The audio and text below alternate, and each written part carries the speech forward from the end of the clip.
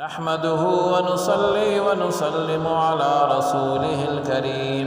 حضرت عثمان رحمۃ اللہ تعالی کہتے ہیں کہ حضرت حارثہ بن نعمان رضی اللہ عنہ کی بینائی جا چکی تھی۔ انہوں نے اپنی نماز کی جگہ سے لے کر اپنے کمرے کے دروازے تک ایک ایسی رسی باندھ رکھی تھی، جب دروازے پر کوئی مسکین آتا تو اپنے ٹوکرے میں سے کچھ لیتے اور رسی کو پکڑ کر دروازے تک جاتے اور خود اپنے ہاتھ سے اس مسکین کو دیتے تھے۔